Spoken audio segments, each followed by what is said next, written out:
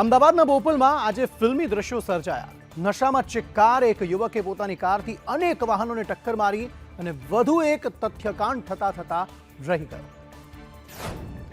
આ દ્રશ્યો જોઈને ભલભલા વિચારતા થઈ જાય ને ભગવાનને પ્રાર્થના કરવા લાગે કે સારું થયું આ સ્થળે તે સમયે આપણે કોઈ ન હતા।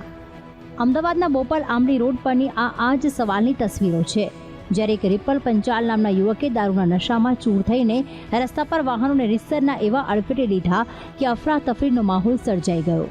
આ પહેલાં તે ડ્રિંક એન્ડ ડ્રાઈવના કેસમાં પકડાઈ ચૂક્યો છે અને આજે તેણે અનેક વાહનોને અડફેટે લીધા હતા। પ્રત્યક્ષદર્શીના કહેવા પ્રમાણે અકસ્માત બાદ રિપલને ભાન પણ ન હતું કે ગાડી કેવી રીતે ખોલવી અને ગાડીની બહાર કેવી રીતે આવવું। એટલો ચિક્કાર દારૂ તેણે પીધેલો હતો।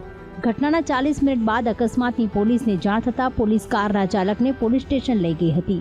મળતી વિગતો પ્રમાણે નશાની હાલતમાં ઓડી કાર પૂર ઝડપે ચલાવી અકસ્માત સર્જનાર રિપલ પંચાલને દારૂની લત છોડાવવા માટે 2 વખત રિહેબ સેન્ટરમાં લઈ જવાયો હતો। તેમ છતાં તેની લત છૂટી નથી। આવા વ્યક્તિનું લાયસન્સ રદ થવું જોઈએ અને કડક કાર્યવાહી થવી જોઈએ તેવું લોકોનું કહેવું છે। પાટણમાં બાળ તસ્કરી કૌભાંડ અંગે મોટો ખુલાસો થયો છે। આ કૌભાંડને દબાવવા માટે અનેક મોટા માથા સક્રિય થયા હોવાની શંકા પ્રવર્તી રહી છે।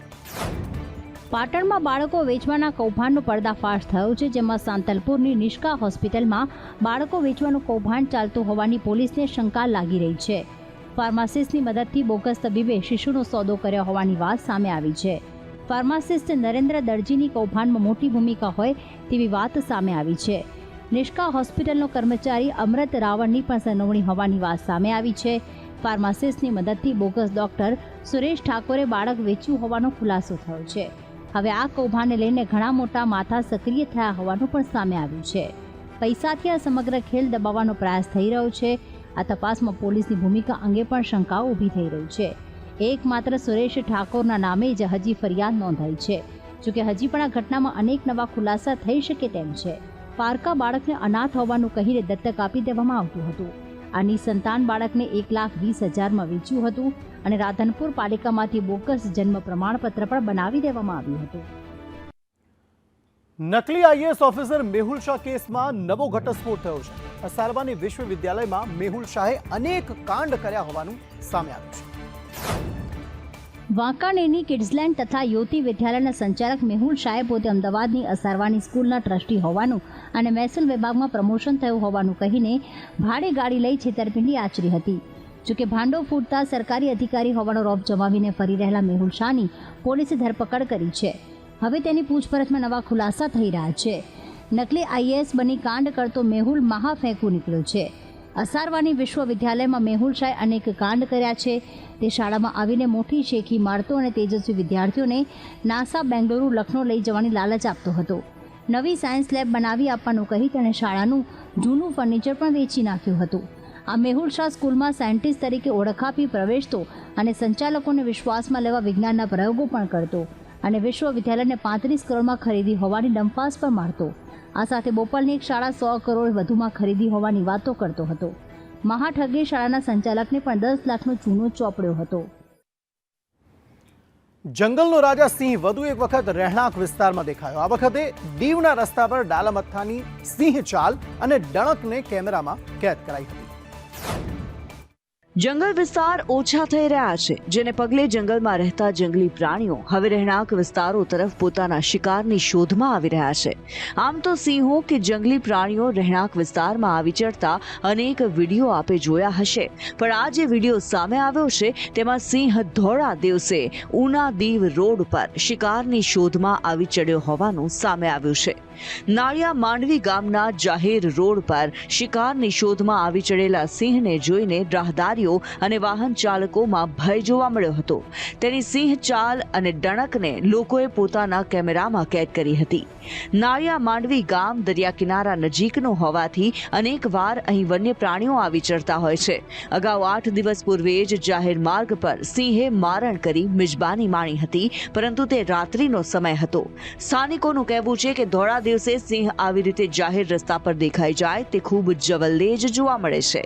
એશિયાટિક લાયનની ડણક અને પ્રભાવ જ એવો છે કે ભલભલા વાહનો તેને જોવા ઊભા રહી જાય છે। ગિરનાર પરના અંબાજી મંદિરની ગાદીનો વિવાદ દિવસે ને દિવસે વધુ ગૂંચવાતો જાય છે. મહેશગીરી બાપુ અને હરિગીરી બાપુના વિવાદ વચ્ચે હવે અન્ય સાધુઓ પણ મેદાનમાં આવ્યા છે. ગિરનાર વૈષ્ણવ વિરક્ત મંડળ અને સરકડિયા હનુમાન મંદિરના મહંત હરિદાસ બાપુ દ્વારા હરિગીરી બાપુ સામે વિરોધ નોંધાવાઈ રહ્યો છે. ગિરનાર વૈષ્ણવ વિરક્ત મંડળના ઉપાધ્યક્ષે કહ્યું કે ભવનાથ ગિરનાર મંડળના સાધુઓએ ધર્મને ધંધો બનાવી દીધો છે, તેમજ અધિકારીને પદા અધિકારીઓની ચમચાગીરી કરીને શું ફાયદો થતો હશે તેવા આક્ષેપો પણ કર્યા છે. તેમણે કહ્યું કે હરિગીરી બાપુ છેલ્લા 10-12 વર્ષથી વિવાદોમાં આવે છે. તો ભવનાથમાં ગમે તે જગ્યા ઉપર લખાણ કરાવી અને ગુંડાઓને મોકલીને ડરાવે ધમકાવે છે.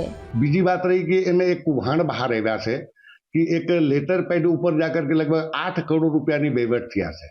तो हमारा કહેવાનો મતલબ છે कि આ પહેલે ધર્મસત્તા हमारा રાજસત્તા નીચે નથી આવતું. ધર્મસત્તા हमारा રાજસત્તા નીચે આવે છે. રાજસત્તા નીચે हमारा ધર્મસત્તા નથી હોતા. અમે લોग મહાત્મા છીએ, અમે લોग સાધુ છીએ, અમે લોग એક મંદિરની પૂજારી છીએ.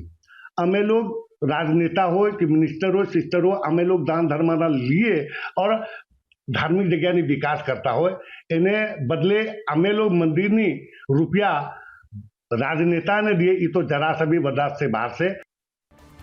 ભારતીય કોસ્ટગાર્ડે અંદમાન નિકોબાર ટાપુઓમાંથી 5 ટન ડ્રગ્સ જપ્ત કર્યું. આ ઘટનામાં મ્યાનમારના 6 નાગરિકોની પણ અટકાયત કરાઈ. કોસ્ટગાર્ડના અધિકારીએ જણાવ્યું હતું કે પોર્ટ બ્લેરથી 150 કિલોમીટર દૂર બેરેન આઇલેન્ડ પાસે એક બોટમાંથી 2 કિલોગ્રામ ડ્રગ્સના હજારો પેકેટ મળી આવ્યા હતા. બોટમાં મ્યાનમારના 6 નાગરિકો હતા અને તમામની અટકાયત કરવામાં આવી છે. તેમણે જણાવ્યું કે 24 નવેમ્બરના રોજ કોસ્ટગાર્ડના ડોર્નિયર એરક્રાફ્ટની નિયમિત પેટ્રોલિંગ દરમિયાન પાયલોટે આ બોટ જોઈ હતી. ડ્રગની દાણચોરીની આશંકાથી પાયલોટે બોટની નજીક જવાનો પ્રયાસ કર્યો, પરંતુ તેણે બોટની ઝડપ વધારી હતી અને ભાગી જવાનો પ્રયાસ કર્યો હતો. પાયલોટે પોર્ટ બ્લેર પોલીસને જાણ કરી હતી અને થોડા સમય બાદ પોલીસ અને કોસ્ટગાર્ડે મળીને બોટને પકડી લીધી હતી. જ્યારે બોટની તલાશી લેવામાં આવી ત્યારે તેમાંથી કરોડો રૂપિયાનું ડ્રગ્સ મળી આવ્યું હતું. કોસ્ટગાર્ડ દ્વારા પકડાયેલો અત્યાર સુધીનો સૌથી મોટો જથ્થો છે. ભારતીય કોસ્ટગાર્ડ અને ગુજરાત એટીએસે 15 નવેમ્બરે ગુજરાતના પોરબંદર દરિયાકાંઠેથી 500 કિલો ડ્રગ્સ જપ્ત કર્યું હતું, જેની કિંમત પણ 700 કરોડ રૂપિયાથી વધુ હતી. આ પહેલા દિલ્હીમાંથી અને ગુજરાતના દરિયા કિનારેથી પણ અધધ માત્રામાં ડ્રગ્સ જપ્ત કરાયું છે. જમ્મુ કાશ્મીરમાં સૂકા હવામાન સાથે ઠંડીમાં વધારો થયો છે. પ્રવાસન સ્થળો ગુલમર્ગ અને પહેલગામની સાથે લેહમાં લઘુત્તમ તાપમાન 0 ડિગ્રીથી નીચે પહોંચી ગયું છે. આ વિસ્તારમાં ભારે બરફવર્ષાના કારણે સહેલાણીઓને મોજ માણતા જોવા મળ્યા છે. કાશ્મીરના લગભગ તમામ ભાગોમાં દિવસનું તાપમાન પણ સાવ નીચું જતું રહ્યું છે. હવામાન કેન્દ્ર શ્રીનગરના જણાવ્યા અનુસાર નવેમ્બરના અંત સુધી સ્થિતિ હજુ પણ વધુ ઠંડી પડવાની શક્યતા રહેલી છે. કાશ્મીર અને લદ્દાખમાં હિમવર્ષા બાદ અનેક રસ્તાઓમાં વાહનો ધીમે ચલાવવાની સૂચના અપાઈ છે. કાશ્મીરમાં ઊંચાઈવાળા વિસ્તારોમાં બરફની સફેદ ચાદર છવાઈ છે. રાજૌરી પૂંછને જોડતા મુગલ રોડ પર બરફના થર જામ્યા છે. લેહમાં પણ બરફવર્ષા થતાં તાપમાન -7.2 ડિગ્રી નોંધાયું છે. ગુલમર્ગમાં આ આંકડો -1.5 ડિગ્રી, જ્યારે પહેલગામમાં 4.8 ડિગ્રીએ પહોંચ્યો છે. અહીં કુપવાડાના મચ્છલ, કરના અને બાંદીપુરામાં પણ ભારે બરફવર્ષા થઈ રહી છે. અહીં કેટલાક અસરગ્રસ્ત વિસ્તારોમાં ભૂસ્ખલનના બનાવો પણ બની શકે છે તેવી શક્યતા તંત્રએ વ્યક્ત કરી છે, જેથી લોકોને વધુ સાવધાન રહેવા અપીલ કરાઈ છે. દિલ્હીમાં પ્રદૂષણને લઈને સુપ્રીમ કોર્ટે સરકારને કડક આદેશ આપ્યા. કોર્ટે કહ્યું, સરકારના કામથી અમે સંતુષ્ટ નથી. દિલ્હીમાં પ્રદૂષણને લઈને સુપ્રીમ કોર્ટમાં આજે સુનાવણી હાથ ધરવામાં આવી હતી.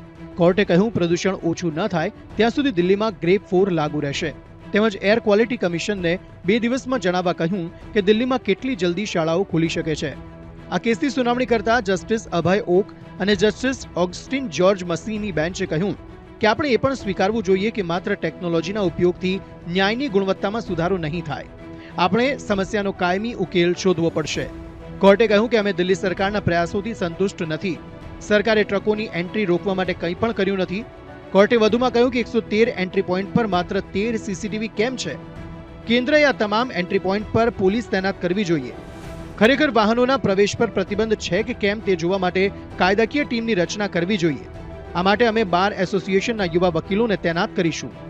સુપ્રીમ કોર્ટે ધોરણ 12 સુધીની શાળાઓને ઓનલાઈન કરવાનો આદેશ આપ્યો હતો. દિલ્હીમાં પ્રદૂષણનું સ્તર એ હદે બગડ્યું છે કે શ્વાસ લેવું પણ અહીંયા મુશ્કેલ થઈ રહ્યું છે.